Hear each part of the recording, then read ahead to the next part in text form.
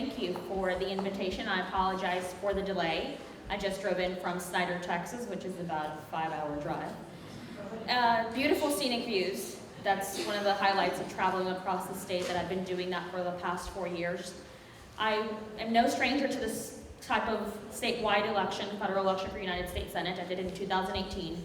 Got 250,000 votes on a very progressive campaign platform, and what that tells me, and it sends a message to the political establishment, is that Texas is ready for a person who is going to stand up to the interest of big corporations, big money, Republicans in office. They have a rude awakening coming in 2020, and we are going to take them on by being unapologetically human and representing the issues that truly matter to people across the state of Texas.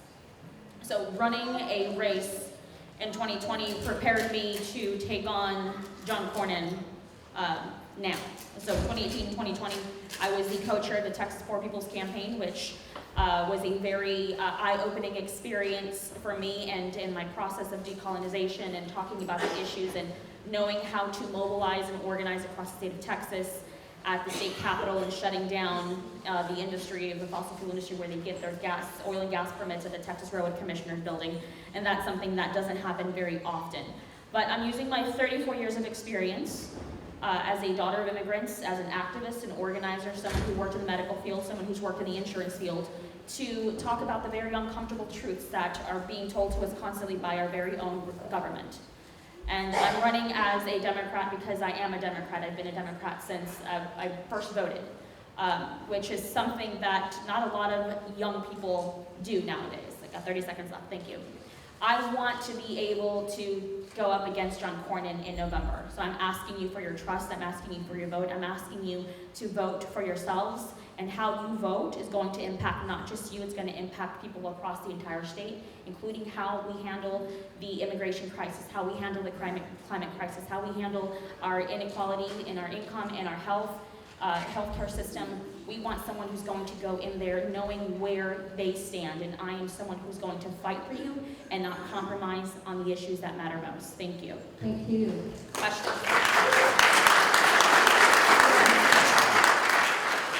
After you defeat John Cornyn, what legislation will be your first priority as a member of the U.S. Senate, and why?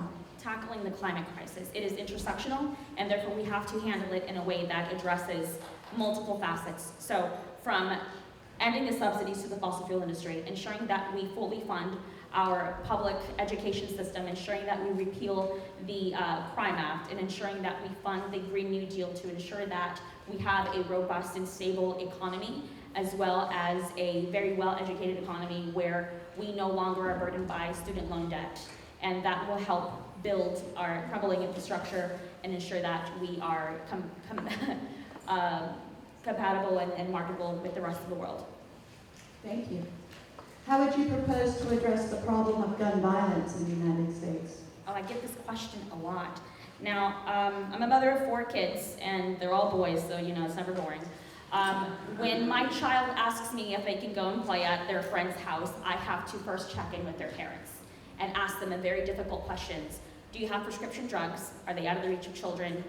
And is there a gun in the house? And if so, is there a gun safe in the house? That is extremely important to consider. And when I was a young child, I went into my father's closet and pulled out a gun that he had up in the closet. And what I want to tell the people who are gun owners is that if you're going to have a gun, you're already a law-abiding citizen. We want to make sure that those guns do not land in the hands of young children or people who have some kind of mental health disorder, or any kind of rage, or have violence in their background, their history. We need to ensure that we implement universal background checks. We need to be sure that we utilize the laws that we currently have in place, the Commerce Clause, to regulate the industry, as well as ensuring that we put amendments in place that we make sure that those responsible gun owners are abiding by those laws and implementing other provisions which ensure that they are having guns safe in their homes. Thank you so much for joining us today, and as a mom, I did the same thing. Oh, see? Yes.